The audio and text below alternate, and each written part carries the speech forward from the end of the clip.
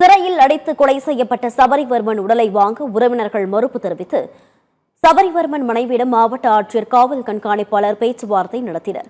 குட்கா விற்பனை செய்ததாக கைது செய்யப்பட்டு நாகர்கோவில் சிறையில் அடைக்கப்பட்ட மாற்றுத்திறனாளி சபரிவர்மன் போலீசார் தாக்கியதில் உயிரிழந்தார். இது தொடர்பாக 3 சிறை காவலர்கள் கைது செய்யப்பட்டு சிறையில் அடைக்கப்பட்டுள்ளனர். இருப்பினும் சபரிவர்மனின் உடலை வாங்க உறவினர்கள் மறுப்பு தெரிவித்துள்ளனர். இந்நிலையில் இது தொடர்பாக சபரிவர்மன் மனைவியிடம் மாவட்ட ஆட்சியர் காவல் கண்காணிப்பாளர் பேச்சுவார்த்தை நடத்தினர்.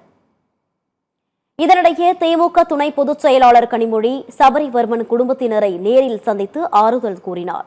இதன் பின்னர் செய்தியாளர்களுக்கு பேட்டியளித்த கனிமொழி, சபரிவர்மன் குடும்பத்தினருக்கு அரசு மீது நம்பிக்கை இல்லாததால் அவர்கள் சிபிஐ விசாரணை கோருவதாக தெரிவித்தார்.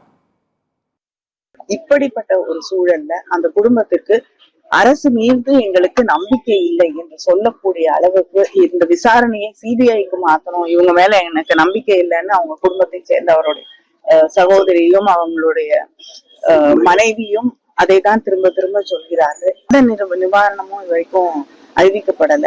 அவங்க அரசு வேலை அவங்களுடைய மனைவி படித்திருக்கிறார்கள், அவங்களுக்கு அரசு வேலை தரதா இல்லையா அப்படிங்கறத கூட அரசு வாய் திறந்து இதுவரைக்கும் அரசு சார்பிலே ஒரு அமைச்சரும் முதலமைச்சர் உட்பட யாருமே வாய் திறந்து அந்த குடும்பத்திற்கு ஒரு ஆறுதல் வார்த்தை கூட சொல்லவில்லை அப்படிங்கிறது நம்ப முடியாத ஒன்றாக இருக்கிறது.